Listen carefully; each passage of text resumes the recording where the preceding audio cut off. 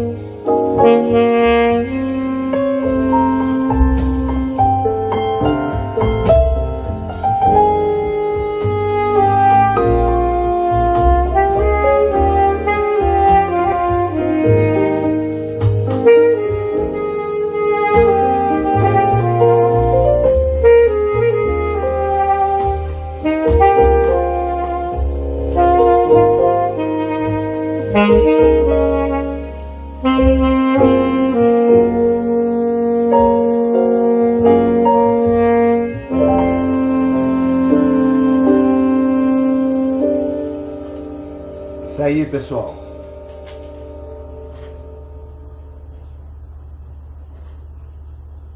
Voltando com o nosso MP Acadêmico, assim que eu desligar isso. Então, boa noite a todos. Espero que tenham gostado da abertura do MP Acadêmico. Vamos agora chamar o nosso convidado. Quero saudar aí todos os estudantes que estão presentes, né, parceiros e outros mais. E vou fazer o convite também ao nosso convidado especial, Dr. Luciano. Só procurar ele aqui. Pronto, achei. Convite. Saudar aí todos os colegas promotores. Obrigado, Ana. Boa noite, doutor Luciano. Como vai? Tudo bem? Boa noite, como vai, Sandro? Prazer grande estar aqui com você. Deixa eu só colocar aqui o fone de ouvido. Enquanto isso, aí é público.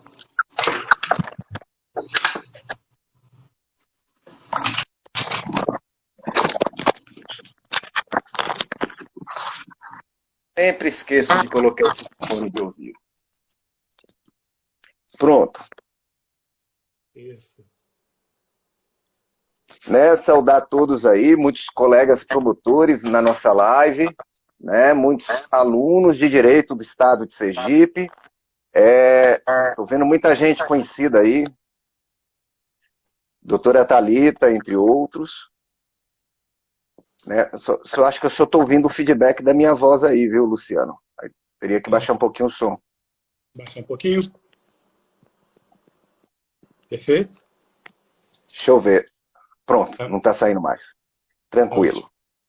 Tá bom, então nós estamos aqui hoje, pessoal, com um colega do Ministério Público de Minas Gerais, que é muito experiente na área de família, né? Atua na vara de família da comarca de Belo Horizonte, foi secretário-geral do Ministério Público, diretor do Centro de Estudos e Aperfeiçoamento Funcional, coordenador do Centro de Apoio Operacional de Defesa do Meio Ambiente de Minas, né? Também na minha área do meio ambiente. E também, né, foi o vencedor do Prêmio Inovare 2010, na categoria Ministério Público, com o tema Justiça Sem Burocracia. Né, para quem não conhece, é muito difícil ganhar um Prêmio Inovare. Isso não é para qualquer um, não. Só para quem tem, na verdade, projetos muito bons. Está aí de parabéns. Agradecer a presença do colega, todos que aqui estão presentes, os parceiros nossos do Ministério Público, que nos ajudam, como a FANESE, né, a Faculdade São Luís, o Grupo UNIT, a Universidade Estácio de Sá, né, a Faculdade 8 de Julho, entre outros parceiros que têm sempre divulgado o nosso MP acadêmico. Sem maiores delongas, né, o nosso tema hoje é um tema muito interessante, que é como fica o direito de família em época de pandemia. Né? E aí, nesse sentido, Luciano, né, quais são os pontos mais polêmicos que essa pandemia nos trouxe aí no direito de família? Bom, Sandro, boa noite. Boa noite para você, boa noite para todos os colegas aí do Ministério Público de Sergipe, aos estudantes que nos acompanham, aqueles que nos acompanham aí por todo o país. É uma alegria muito grande, não é, participar desse nosso bate-papo, rever aí os colegas de Sergipe também, né? Já vi o nosso querido amigo aí, Rafael Kokoski, que está participando aí da nossa live. Um abraço grande para ele, um amigo muito querido, né? E devo te dizer que eu tenho atuado na área de família há algum tempo, Sandro, e percebi nesse momento de pandemia uma mudança muito sensível na área de família. Não sei se você ainda atua na área de família, atua ou não? Aí em Aracaju? Atuo sim, família e sucessões. Perfeito. Talvez você tenha a mesma percepção que eu, então. A minha percepção é que houve uma maior agilização da prestação jurisdicional nesse período. Eu tenho visto um maior volume de processos, novos processos, e uma maior celeridade na prestação jurisdicional, o que pode ser explicado naturalmente por diversos fatores. Um desses fatores, acredito eu, seja o simples fato de nós termos agora um tempo maior dos operadores do direito, incluindo naturalmente os magistrados, os juízes de direito, as juízas de direito, que estão tendo um tempo maior para despachar os processos. Nós estamos tendo um volume menor de audiências, e as audiências realizadas por videoconferência, pelo menos aqui em Belo Horizonte, mas ainda de uma forma muito incipiente. Então, o que eu percebo? Eu percebo que nós temos hoje um tempo maior para essa prestação jurisdicional e tenho percebido que os próprios advogados têm tido uma cautela maior em produzir uma prova documental, eventualmente, para lastrear um pedido de tutela de urgência. Isso eu tenho visto com bastante frequência. Então, é um novo cenário. Eu tenho ouvido de advogados isso com muita frequência, que tem demonstrado muita satisfação com o atual cenário de prestação jurisdicional, com a maior agilidade na prestação jurisdicional. Uma ação de divórcio aqui em Belo Horizonte, eu digo nas varas que eu atuo, com duas brilhantíssimas juízas, normalmente nós tínhamos aí 3 meses, 4 meses, hoje em 30 dias, um mês e pouco, nós temos já uma sentença numa ação de divórcio consensual naturalmente. Então, é um exemplo. Uma curatela que eventualmente nós tínhamos uma demora de um ano e meio, eu tenho visto processos de curatela com decisão final em 6, 7 meses. Então, é uma primeira percepção, uma primeira reflexão que eu queria partilhar com você, verificar sua experiência aí também, que eventualmente é semelhante à nossa aqui em Belo Horizonte. A minha é um pouquinho diferente, Luciano, porque eu atuo na Grande Aracaju, né, no município de Socorro. E a vara que eu atuo, ela atende uma das regiões mais pobres do estado. Então, nós tivemos, ao contrário Nesse aspecto, nós tivemos uma diminuída na produtividade, porque as partes não tinham acesso à tecnologia. Né? Agora que está entrando numa fase de audiências semipresenciais, né? Então quem não tem estrutura vai para o fórum, fica numa sala isolado, e nós podemos fazer, né, à distância, mas eu da minha sala da promotoria, o juiz da dele, né? Então a gente teve que fazer umas adaptações, que é basicamente uma vara de família e sucessões que atende assistência judiciária na sua grande parte, certo? Mas de qualquer forma, né, o outro lado positivo nesse aspecto processual, de celeridade, é que eu estava até conversando com o juiz, e essa coisa de fazer a audiência, né, à distância do meu gabinete ou da minha casa, o juiz de onde eu estiver, o advogado de onde estiver, essa tecnologia ficou e vai ficar para depois da pandemia, porque efetivamente isso acelera. Né? Então, embora tenha havido um pequeno problema com as audiências, o que não dependia de audiência é exatamente isso que você está falando. Né? A produtividade foi imensa nesse aspecto. Mas é isso. Né? E do ponto de vista de temas, Luciano, o que você tem visto aí, né, de temas que eles têm, na verdade, têm sido mais enfatizados ou aparecidos por conta dessa situação, né, inédita que a nossa geração está vivendo. Né? Sandro, eu tenho visto muito a questão, naturalmente a questão de guarda, com pedido de guarda provisória, esses pedidos continuam sendo feitos, né? Sempre esses pedidos de guarda, e a gente é absolutamente comum na área de família que esses pedidos de guarda eles tenham um requerimento de tutela de urgência, uma concessão de uma guarda provisória, fundamento aí para os estudantes no artigo 300 aí do CPC. Nós fazíamos aqui, normalmente aí pelo país onde a gente tem feito essas palestras, esses cursos, era muito comum, quando havia uma questão mais sensível, a designação de uma audiência de justificação prévia para os estudantes, artigo 300, parágrafo 2º aí do CPC.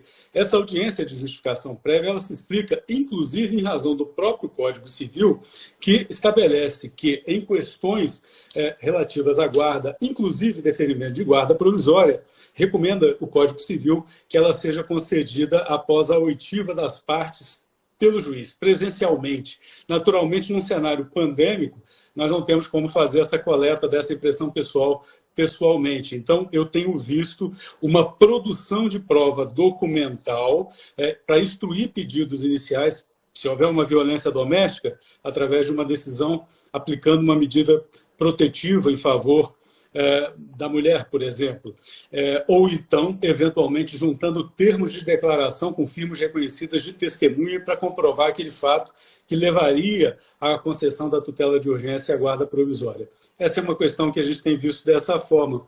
Agora, evidentemente, na pandemia, talvez aí o grande tema, que é dois dos grandes temas que eu tenho observado, é a questão da regulamentação da convivência familiar, a regulamentação das visitas e também a questão aí da prisão civil. Pois não, né? A prisão civil, inclusive, houve uma manifestação, né, a priori do STJ, e que depois acabou sendo normatizada, né? E aí, o que você pode falar aí para os estudantes em relação a isso?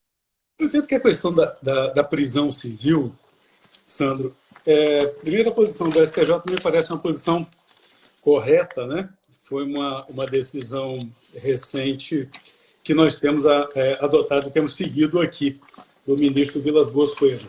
Então, resumidamente, a orientação da STJ concluindo no sentido de que cabe assegurar aos presos por dívidas alimentares o direito à prisão domiciliar à medida que não cumpre o mandamento legal e que fere por vias transversas a própria dignidade do alimentando, daquele que recebe os alimentos, né?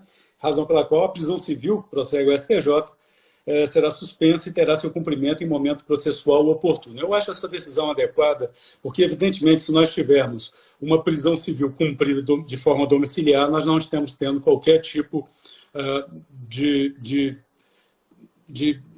estímulo, né, para o cumprimento da obrigação alimentar, que é a finalidade da prisão civil. Evidentemente, quando nós temos uma ação de execução de alimentos pelo rito da coerção pessoal ou da prisão civil, esses processos eles se revelam não raro, mais eficientes em se assegurar a tutela final, a tutela satisfativa, do que naqueles casos em que nós temos processos que observam o rito da constrição patrimonial, porque naturalmente acontece isso em Socorro e acontece isso em Belo Horizonte. Nós não temos aí nos alimentantes aquelas figuras, em regra, em boa parte dos casos, ou na majoritária parte dos casos, quase total, bens ou aplicações financeiras a serem imobilizadas para garantir a satisfação do crédito alimentar. Então, essas obrigações, as ações de execução de alimento que observam o rito da constrição patrimonial, elas são mais complexas, são mais difíceis, é mais complicado que você tenha o cumprimento do mandamento ou da decisão judicial. Não raro até com suspensão de processo, né? Depois de extinção, depois de um ano, como diz o CPC. Certo. É importante ressaltar que, a priori, né, o entendimento que estava se dando era que, né, não estava proibida a prisão coercitiva do inadimplemento de alimentos, mas ela teria que ser domiciliar. E aí eu até lembro, foi ideia do juiz com que eu trabalho, né, eu tenho que reconhecer aí o mérito dele, né, ele disse logo assim, olhe, se a gente, né, mantiver esse padrão, o Instituto está inviabilizado, né? O sujeito vai cumprir em casa, assim como eu estou em casa na pandemia, e não vai poder ser executado de novo por aquela dívida, porque ele já cumpriu o domiciliar. Então, o que o juiz fez? Né? Ele notificou o exequente em todos os processos para que o exequente manifestasse se tinha interesse em prosseguir ou preferia suspender para, né, posteriormente à pandemia, entrar com essa medida de novo, considerando que, se fosse cumprido, não poderia cumprir de novo, né? Então, logo no comecinho, isso foi lá para abril, março, né? Ele antecipou esse entendimento do STJ, é questão de prática, né? O que você está falando ia perder completamente o sentido da prisão civil, né? É complicado isso. Sem dúvida. Então, pois não. Permite. E nós teríamos uma consequência prática, né, questão de concurso aí para os estudantes, né, que é a alteração do rito processual. Né? Se há o cumprimento integral da prisão civil, ainda que seja domiciliar, aquela ação de execução que observava o rito da prisão civil, dali em diante ela passa a observar o rito da penhora, o rito da constrição patrimonial, mais precisamente. Pois é. E perde-se, né, hoje, né, com o entendimento de 2008 do STF, o único caso em que pode haver prisão por dívida civil é o inadimplemento de pensão alimentícia. E com essa decisão de prisão domiciliar, e vejam, realmente é complicado, né, colocar alguém numa prisão normal, né, coercitiva, em razão da pandemia, mas a verdade é, como você falou, perde o sentido essa medida constritiva. E aí esse entendimento ele é importantíssimo. Né? Você tinha falado também em relação aos pedidos de guarda, né? E que temas outros você tem para nos apresentar em relação, né, a questões controversas ou interessantes que surgiram, né, em função dessa pandemia? Sandro, em relação à guarda, eu acho que passou a haver mais uma produção de prova com o inicial, uma prova documental, na busca de uma concessão de tutela de urgência, sem a necessidade da oitiva das partes perante o juiz, como preferencialmente deve ser observado na esteira aí do Código Civil. Eu entendo que uma outra questão muitíssimo sensível e polêmica que nós tivemos, e temos, né, é a regulamentação da convivência familiar, o direito de visitas. Eu acho que isso agora está um pouco menos polêmico, mas essencialmente naquele período inicial dessa atual pandemia, nós tivemos aí uma dificuldade real, um fato novo que era: eu posso continuar a conviver com o meu filho, eu posso continuar a conviver com a minha filha, apesar da pandemia. Há uma decisão anterior, há uma sentença que homologou uma regulamentação de convivência. E nós tivemos muitos pedidos de suspensão dessa convivência presencial em razão do cenário de pandemia. Primeiro, ponto que nós aplicamos aqui diretamente foi o seguinte: a celebração, a tentativa de celebração dos chamados acordos provisórios. Eu digo isso e falo aqui com muita clareza. Acordo provisório na área de família, Sandro, é fundamental. Acordo provisório na área de família a gente faz todo dia. Ocorre que nós não tínhamos, e pelo menos na minha concepção, eu tinha uma dificuldade muito grande de encontrar uma fundamentação legal para esses acordos provisórios. Acordo provisório é negócio jurídico processual, essencialmente. Então, ele tem um fundamento no Código de Processo Civil. E essa fundamentação, a celebração dos acordos provisórios, me parece que seria o primeiro dos caminhos do acordo negócio processual, artigo 190, né, do Código de Processo Civil. É um acordo de procedimento destinado à otimização da atividade jurisdicional. Basicamente é isso o que é um acordo, um negócio jurídico processual. E o negócio jurídico processual na área de família tem um alcance imenso que a gente talvez não aplique da forma que deve ser aplicado. Uma das razões, dos casos recorrentes seria justamente a celebração dos chamados acordos provisórios. Eu não sei se eu comentei com você, eu já entreguei até um livro agora de processo de família, né? Vamos lançar pela editora Del Rey aqui brevemente. É um livro muito prático, muito objetivo. Legal, parabéns. E é o processo de família, é um manual de processo de família, os principais temas de processo de família, com enfoque absolutamente objetivo. Já está com a Deplácido aí, brevemente a gente vai estar com esse livro disponível. Mas eu tive uma dificuldade na redação, quando preparava esse livro, inclusive, que era verificar qual o fundamento desses acordos provisórios. E eu liguei para colegas que têm um conhecimento vasto na área de processo civil e que questionei deles. Eu falei, olha, qual é o fundamento? Vocês verificam, vocês identificam um dispositivo legal no Código de Processo Civil que estabeleça, que chancele a possibilidade da homologação de um acordo provisório? E desses professores queridos, Maria Carolina Beraldo, enfim, diversos colegas, eles me disseram, Badini, esses acordos provisórios, eles encontram fundamento no 190, isso é negócio jurídico processual. Então, sempre quando se celebrar, vou dar um exemplo, facilita com um exemplo, né, Sandro? Vamos supor que haja uma ação de divórcio, no cenário pandêmico ou fora dele. Uma ação de divórcio. Nós temos uma audiência de conciliação logo no início da ação de divórcio. Primeiro passo, certo. Audiência de conciliação, que é muito interessante, uma mudança, uma inversão. Antes nós temos a audiência de conciliação e depois dela abre-se o prazo para contestação, né, na forma do 335 do Código de Processo Civil. Então, olha que interessante, nós vamos ter essa audiência de conciliação. As partes chegam nessa audiência e é muito comum que elas digam, olha, eu gostaria de fazer um acordo em relação às visitas ao meu filho.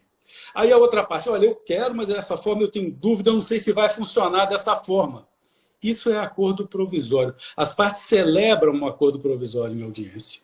Estabelece o formato da convivência, vai ser, olha, finais de semanas alternados, durante a semana um dia a criança vai ficar com o pai, enfim, é estabelecido isso de forma provisória. E já se define, eventualmente, ou um lapso temporal para aquela duração, ou já se designa, eventualmente, uma nova audiência de conciliação para que se afira se aquele acordo provisório que foi celebrado formalmente em audiência de conciliação funcionou ou não. Acordo provisório pode ser feito. Eu acho só que a gente deve constar, os operadores do direito, eu falo isso para estudante, eu falo para todos os operadores do direito sempre, constem que o acordo provisório, o Ministério Público, se for um promotor, o Ministério Público opina favoravelmente à homologação do acordo provisório, eis que preservado o melhor interesse do menor, e o faz com fundamento no artigo 190 do CPC. Isso é acordo de procedimento destinado à otimização da atividade jurisdicional. Eu fico muito surpreso quando eu vejo, por exemplo, renúncia a prazo recursal. Todo dia, nas audiências de família, todo dia em audiência de família, ao pedido das partes, quando nós temos um acordo celebrado, enfim, as partes imediatamente, doutor, juiz, enfim, eu gostaria da homologação da renúncia ao prazo recursal, ou da desistência ao prazo recursal, que tem desistido do prazo recursal. Para quê? Para transitar em julgado. Meus amigos, questão de concurso, o que é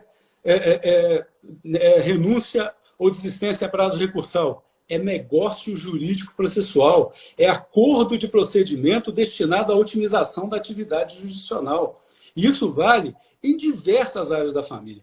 Eu acho que, para o operador do direito, o artigo 190 do Código de Processo Civil, aqueles que nos ouvem aí em todo o país, leiam, estudem, tentem absorver esse artigo 190, que ele tem uma utilidade absurda. Enfim, feito o acordo processual, celebrado o negócio jurídico processual, homologado o acordo provisório, eu entendo que esse é o melhor dos caminhos. Agora, naturalmente, não é sempre que nós conseguimos celebrar esses acordos provisórios em sede de conflitos familiares. E, nesse caso, há outras alternativas também, especialmente num cenário pandêmico, que eu posso discorrer sobre elas para não ser muito, me alongar demais aqui. Sim.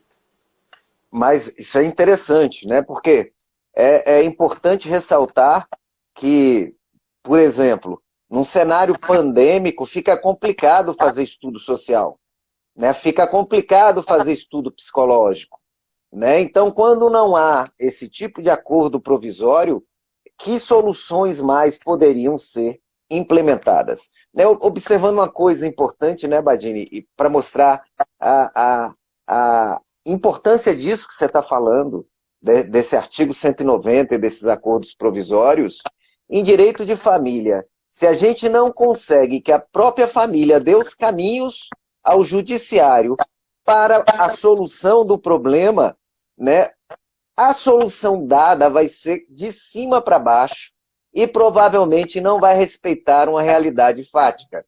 Porque por mais que queiramos que a verdade real ela exista nos autos, nunca os operadores, o promotor, o defensor, o advogado, o juiz, vai ter 100% de certeza do que está acontecendo e o pior, né? Qual seria a solução mais interessante, né? Nem todo mundo vai ter a sabedoria do Salomão, né? Mas, pois não, Baldi. Sandra, é perfeita a sua colocação. Aliás, essa acho que era a primeira observação que eu deveria ter feito, por uma razão até cronológica. O direito de família é o direito da composição.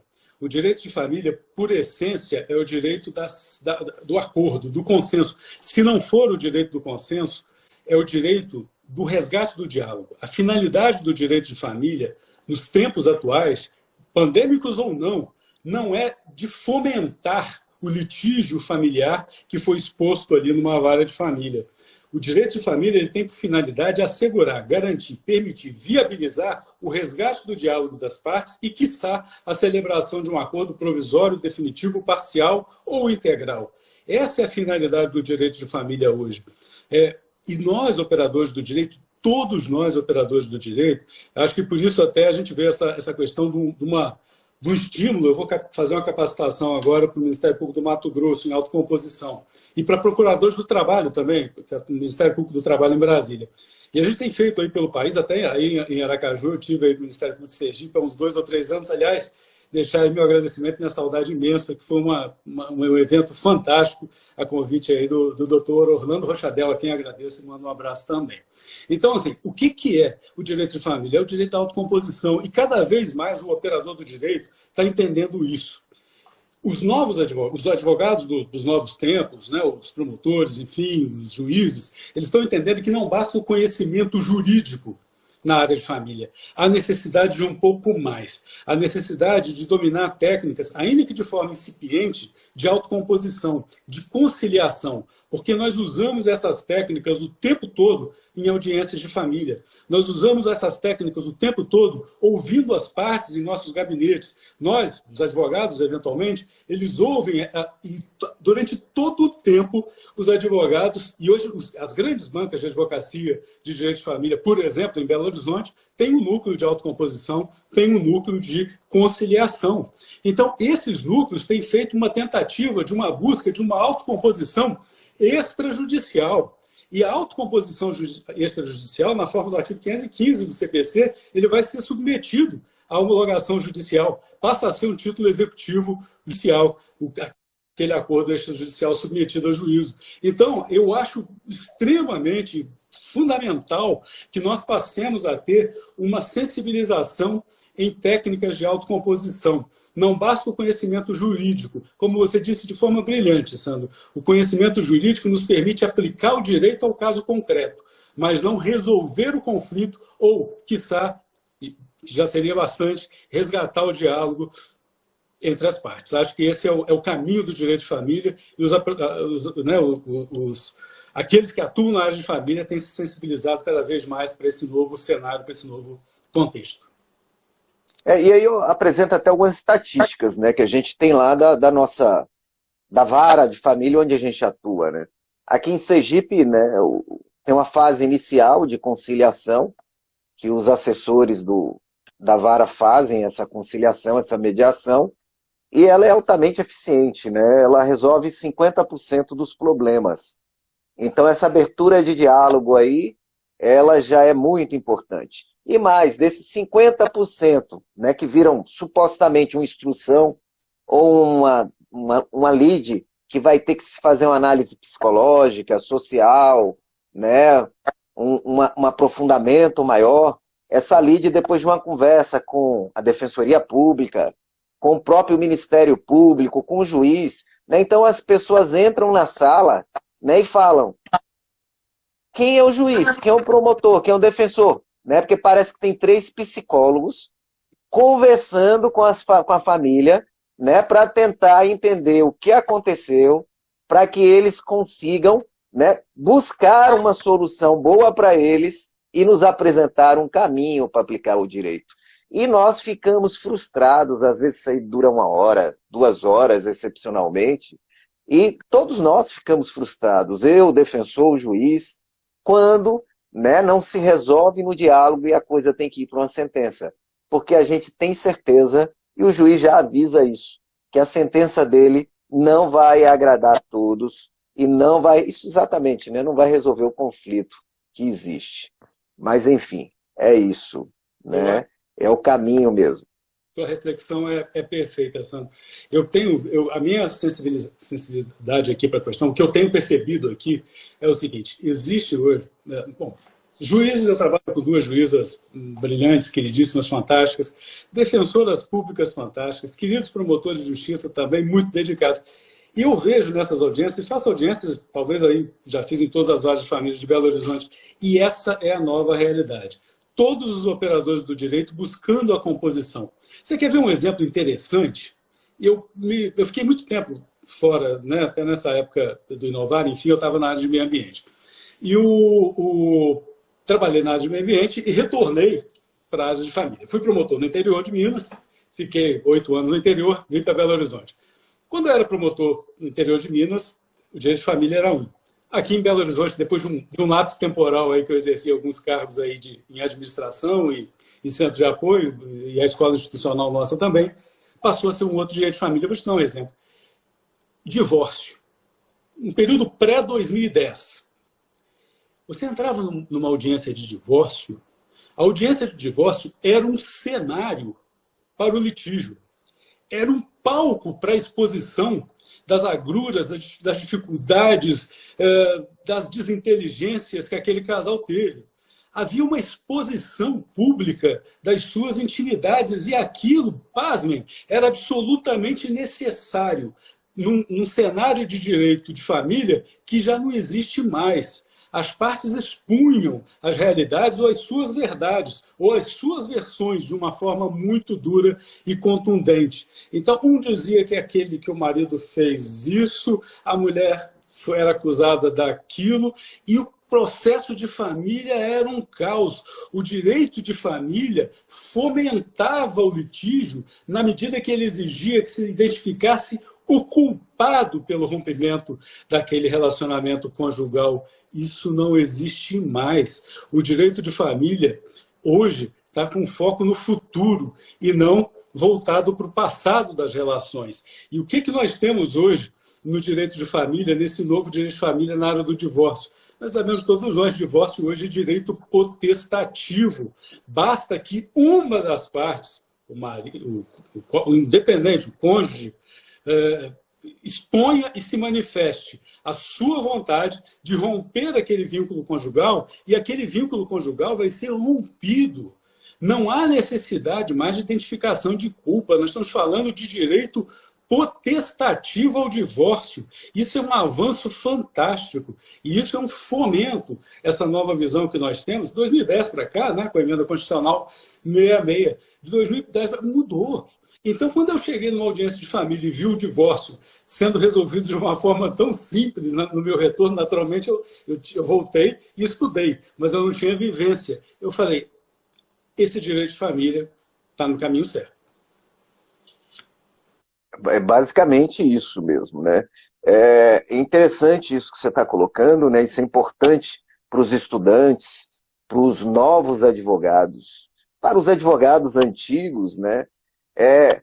A gente até brinca, como o pessoal que já trabalha na vara, o promotor, o juiz, os defensores, a gente já tem mais ou menos esse estilo, né? De buscar resolver problemas. Né? Cada um fazendo o seu papel, mas buscando resolver problemas. Então, às vezes, aparece um advogado dessa época que você está falando, ou um estudante, né? Um advogado recém-formado, que veio com essa visão, e ele vem para brigar na mesa de audiência, né? Aí um olha para a cara do outro assim e fala, oi, doutor, se for para brigar, não vai resolver nunca esse negócio aqui. Né? Aqui não se discute motivo, não se discute causa, a gente quer soluções. Né? Então, se essa causa demorar, é ruim para o advogado também, né? Que vai ficar lá sendo cobrado pela família porque a coisa não anda. Né? E aí o pessoal fica brincando, né? Julgam aí, sai a sentença da princesa Isabel, mas não vai sair desse processo se tiver briga, né? Porque, imagine, né? Aí vamos pegar a família, está muito ligado, inventário. O inventário é uma coisa tão complexa que, se tiver um conflito interno no inventário e não se conseguir uma mediação, né, esse ditado é verdadeiro. Vai sair primeiro a sentença da princesa Isabel, mas não vai sair o resultado, né, daquele inventário. Então, inventário é um negócio, é um exemplo claro, né, de que é fundamental isso. Inventário, quando alguém me diz, olha, tem uma briga entre os herdeiros, né, e está demorando muito a justiça. Eu falei, olha, se tem briga entre herdeiro, não, isso aí é coisa para 2 anos, 5 anos, 10 anos, para nunca, né? Porque tem que ter uma solução. E às vezes demora tanto que aquele povo que queria brigar na mesa de audiência, né, eles próprios veem, está demorando demais, a gente mudou de ideia, vai abrir aqui para tentar resolver o problema, né? É isso. Alguém fez uma pergunta aí, Badini, sobre os aspectos positivos e negativos da pandemia. Né, a gente já apresentou alguns aqui, né?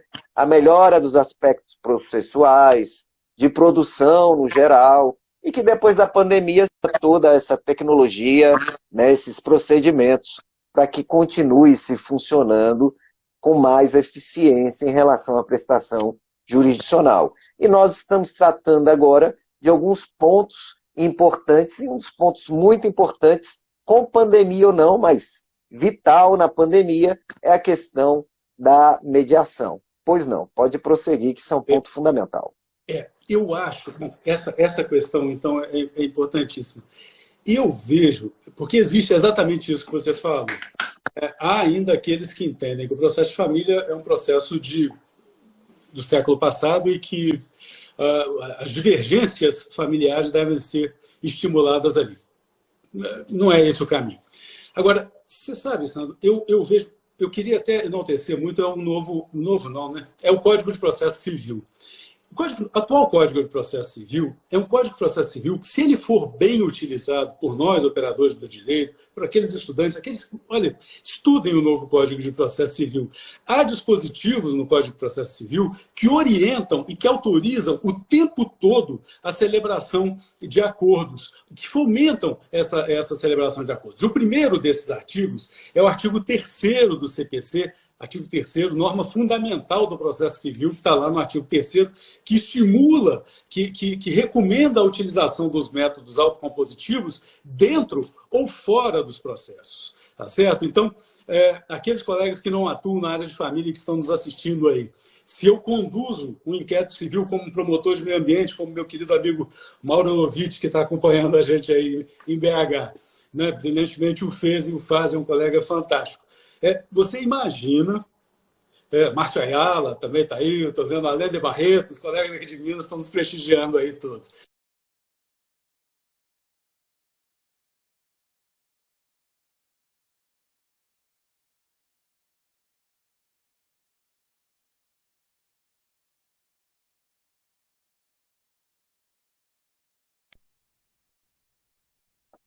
negócio jurídico processual dentro e fora do processo. Acordos de procedimento, eu queria só lembrar isso, eu não posso deixar, porque às vezes tem colegas que não são da área de família, eu acho isso tão importante. Olha, se eu posso, eu tenho como celebrar nos autos de um inquérito civil negócio jurídico processual com fundamento no artigo 190, e ele terá validade dentro ou fora do processo na forma do próprio artigo 190, que ele estabelece claramente, antes ou durante o processo, é possível a celebração do negócio jurídico processual, que é o acordo de procedimento destinado à otimização da atividade jurisdicional. Um exemplozinho na área de meio ambiente, só para resgatar e matar a saudade aí da minha área de meio ambiente. Celebração de negócio processual, estabelecendo que há o reconhecimento da validade da prova técnica produzida nos autos do inquérito civil. Eu tenho um dano ambiental, foi produzida uma prova técnica nos autos do inquérito civil. Qual é, Sandro, você é promotor de meio ambiente, a maior dificuldade, qual é a razão maior para que nós tenhamos uma demora na prestação jurisdicional nas ações coletivas, nas ações civis públicas? É a necessidade da reprodução da perícia em juízo. Só que isso não é mais necessário. Se eu celebro um negócio jurídico processual, formalizo um termo de ajustamento de conduta e consto nesse termo de ajustamento de conduta como uma das cláusulas do TAC, que as partes reconhecem a validade daquele laudo pericial que foi realizado em sede inquisitorial, nos autos do inquérito civil, eu não tenho a necessidade de reproduzir essa prova em juízo jamais. Nós vamos superar uma fase procedimental, que é a fase instrutória da produção de uma prova técnica, de uma prova pericial em juízo. Não precisa, se eu celebrei lá atrás o negócio processual com fundamento no 190. Então, há uma série de... A gente tem que utilizar o código, e quando eu vim, saí da área de meio ambiente e retornei para a área de família, que é a minha área de origem, eu falei, olha, eu preciso entender e eu preciso aplicar o negócio processual em processos de família. E uma das grandes utilidades para mim, por exemplo, é quando se celebra um negócio processual adequando o rito da execução de alimentos, unificando o rito. Eu tenho um rosário, eu tenho várias ações de execução de alimentos pelo rito da constituição patrimonial e pelo rito da coerção pessoal. Se houver um acordo entre as partes, na minha avaliação, descendo isso até no livro, nós podemos unificar esse rito para um rito mais benéfico ao menor, ao exequente, à parte exequente, no caso o rito da coerção pessoal, da prisão civil, pulverizando as parcelas, diluindo essas parcelas em 30, 40, 50 vezes, não importa, desde que haja uma garantia do cumprimento daquela obrigação. Isso é negócio processual. O fundamento da unificação do rito é exatamente no artigo 190. Além disso, voltando para a questão da autocomposição, me perdoe, eu derivei para outras áreas, mas voltando para a questão da autocomposição, eu gostaria que os colegas se utilizassem e os estudantes se apercebessem do artigo 354 do CPC. O artigo 354, Sandro, ele estabelece que, ocorrendo qualquer das hipóteses previstas no 485 e 487, 2 e 3, o juiz proferirá a sentença. Vamos traduzir? Vamos supor que eu esteja numa audiência de conciliação. Vamos lembrar que a audiência de conciliação é o primeiro ato da ação de família, tá? Antes da contestação. Entrou-se com ação de divórcio, alimentos, guarda, etc, etc.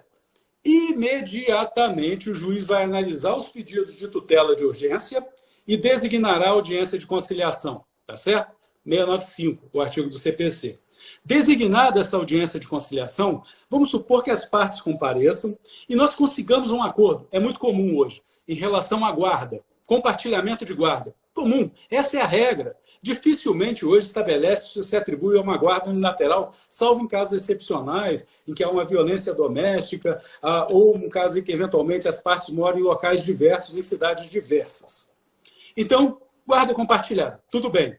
Regulamentou-se a visita. E nós vamos ficar com algumas questões pendentes. Quais as questões que normalmente ficam pendentes em ações de família? As questões de cunho patrimonial. Alimentos, partilha. Isso sempre é mais difícil, leva um tempo maior de maturação. Às vezes nós conseguimos acordo em relação a isso lá na fase preliminar da audiência de instrução e julgamento. Mas, de toda forma, fazemos um acordo provisório. resolvemos a questão da guarda, vai ser compartilhada. E a regulamentação das visitas vai ser dessa forma, finais de semana alternados, um dia de semana o pai vai buscar a criança na escola, vai pernoitar com o pai, enfim, da forma que cada um achar adequado e que as partes definirem mutuamente. E que for naturalmente benéfico ao menor. Feito esse acordo, eu te pergunto, há necessidade desse processo correr até o fim? Não. Há uma extinção desse processo com fundamento no 354, parágrafo único.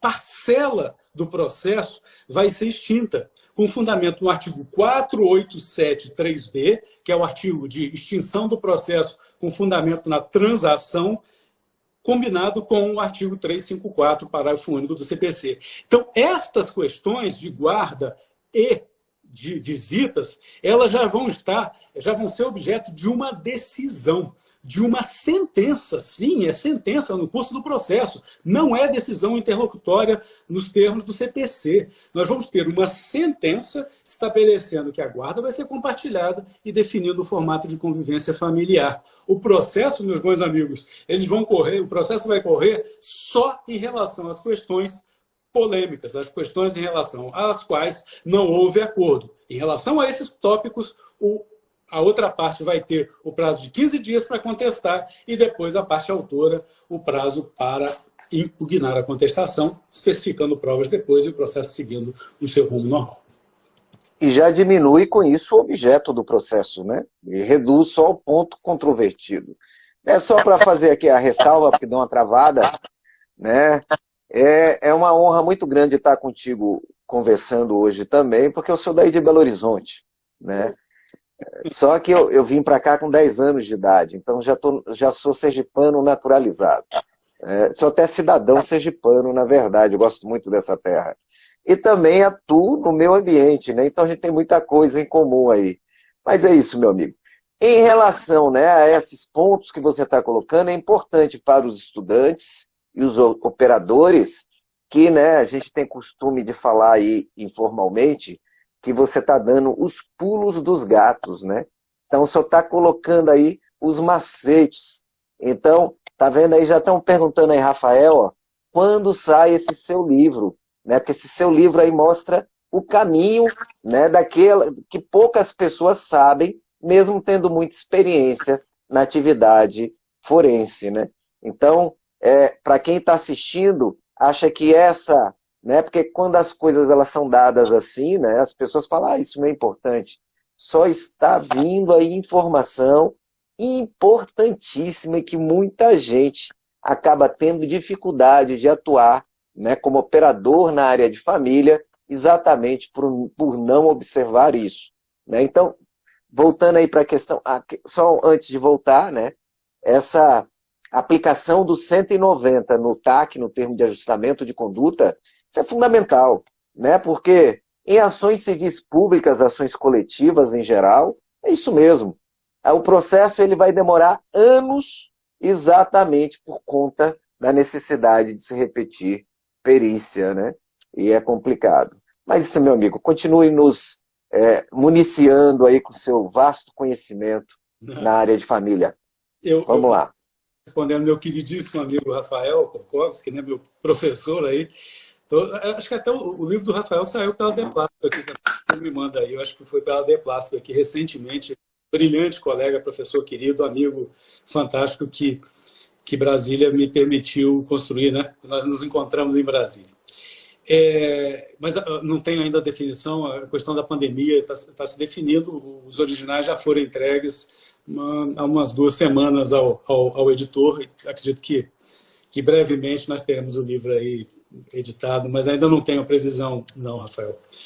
Queria só fazer um crédito também, boa parte dessa questão dos negócios processuais, eu tive a sorte e a aventura, e a gente tem que ter sorte na vida, eu sempre falo isso, mas na vida a gente tem que ter sorte, de consultar o meu queridíssimo amigo, professor Hermes Zanetti, do Ministério Público do Espírito Santo, professor de todos nós, e o Zanetti me jogou todas as luzes, a Deplástico, o Rafael está dizendo aí. E o Zanetti me orientou, especialmente, inclusive, nessa questão do acordo provisório. O Zanetti, ele ele tem essa visão muito pragmática. Inclusive, ele lançou um livro recente sobre Ministério Público e Processo Civil, o Novo Processo Civil. É um livro muito interessante, acho que também pela Deplástico que ele lançou, e ele faz uma análise de quais são, o que poderia ser objeto do negócio processual. Eu me utilizo muito nas palestras aí do Zanetti e do livro que ele recentemente publicou. Mas acho... só me permita, Luciano, né? Porque para fazer justiça aqui, você já é o quarto convidado do MP Acadêmico que cita o Zanetti. Né?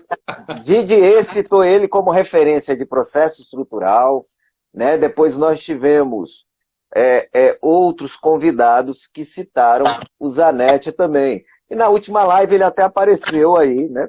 Porque ele já está confirmado, ele vai vir para cá no dia 9. Né? A live vai ser com o próprio Zanetti, falando de processo estrutural, certo? Mas vamos seguir, então. Fantástico, querido, presente, disponível, né? Então, gente que a gente gosta muito de ter o contato. Ótimo, vou assistir, estarei assistindo também aí, com certeza, meu querido Zanetti.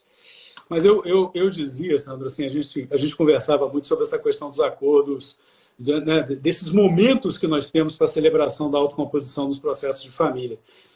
E é importante frisar, é muito importante frisar, que sempre quando houver uma possibilidade de uma audiência de conciliação no processo de família, essa audiência deve e pode ser realizada.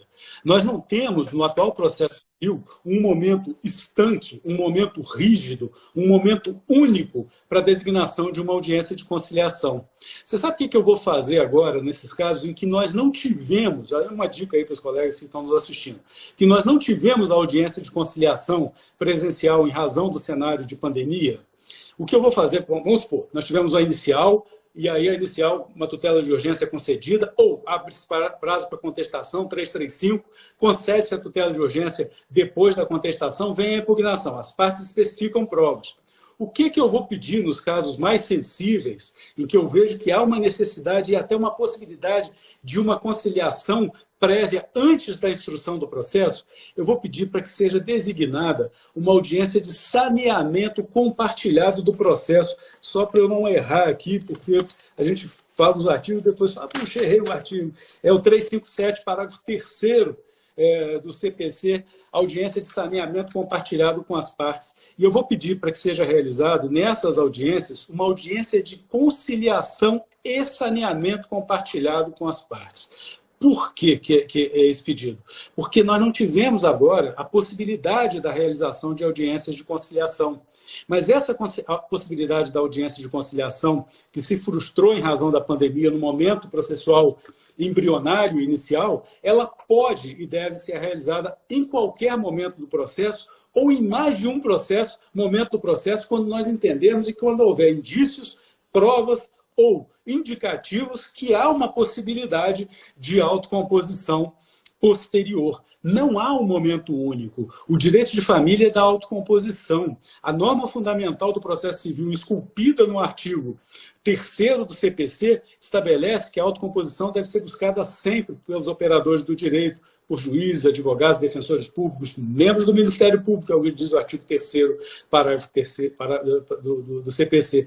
E essa norma fundamental, ela permeia todo o processo civil nos seus diversos artigos. De uma forma muito clara na área de família, ela está, de certa forma, refletida no artigo 694, que estabelece que nas ações de família, todos os esforços serão empreendidos para a solução consensual da controvérsia. Ou seja, conciliação, designação de audiência de conciliação não é no momento embrionário rígido, inicial do processo. Ela pode ser realizada e deve ser realizada naquele momento, salvo em situações extraordinárias como nessa que vivenciamos atualmente de pandemia. Mas ela poderá e deverá ser realizada sempre quando houver possibilidade, fundamento, para que nós possamos construir nessas audiências uma solução integral ou parcial que atenda mutuamente as partes e que seja consolidada num acordo provisório ou definitivo. Muito bem, Badini. Badini, nós temos aí apenas 1 hora, né, do Instagram, e eu já subtraio aí 5 minutos seu com essa abertura, né? Então, infelizmente, muito boa a conversa, muita experiência passada aqui em pouco tempo, né? Valiosos conhecimentos. Eu passo a palavra já para você, né? Fazer seu pronunciamento final aí para gente não ser cortado pelo Instagram do ar, porque ele corta de vez, né? Eu quero mandar um abraço primeiro, te agradecer, Sandro, pela gentileza do convite, né? Nossa, que alegria estar aqui. Espero que possamos estar juntos aí no Ministério Público de Sergipe, nos reencontrar em breve. Fiquei de voltar, vou voltar, só essa pandemia. Espero que sim. Nos permitir que a gente vai estar junto. Estaremos juntos aí mais uma vez, porque para mim foi uma alegria, foi um evento fantástico. E eu tenho muitos amigos aí, e amigo, aqui em Minas a gente diz isso, amigo é o melhor lugar, não é isso? E eu queria também só fazer um registrozinho pessoal. A dona Isa e o doutor Dirceu Badini estão lá em Nova Friburgo, meus pais assistindo, eu vi passando aqui rapidinho, um abraço para eles. A melhor tradução Abração. de família, esses dois, eles representam, tá certo? Pessoas amadas e queridas, e minha filha Clara, que deve estar me assistindo também, tá bom? Muito obrigado, Sandro, obrigado pela oportunidade, meu amigo. Eu só, novamente, reiterar o agradecimento ao nosso palestrante da noite, né? Foi uma live muito rica em conhecimentos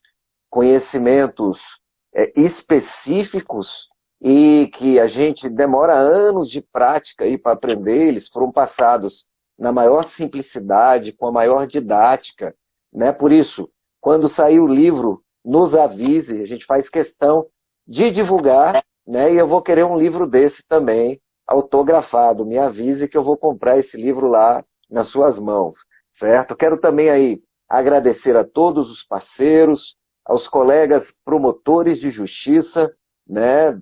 Outros membros do Ministério Público que assistiram aí a live, uma honra tê-los aqui, e os nossos parceiros, né?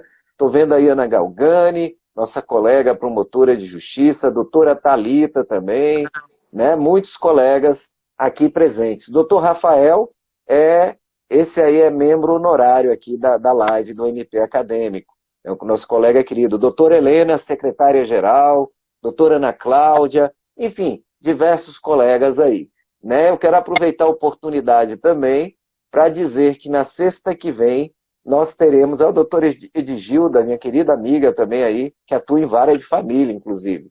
Então nós teremos na próxima sexta Renato Brasileiro falando aí sobre a nova lei de abuso de autoridade, que é objeto de um dos livros, né, do Renato Brasileiro. Vai ser uma live muito legal também, convido todos, né, assim, no padrão dessa aqui que o Badini acabou de nos brindar, certo? Uma honra, né, conhecê-lo, agradecer a simplicidade com que aceitou o nosso convite, né, foi muito receptivo, só podia ser conterrâneo mesmo de Minas Gerais, né, não tem jeito. Mandar um abraço para meus conterrâneos aí de Belo Horizonte, né, sempre vou, né, a pandemia me atrapalhou um pouquinho, mas eu estou sempre aí matando a saudade da minha terra querida, tá? Boa noite a todos, pessoal.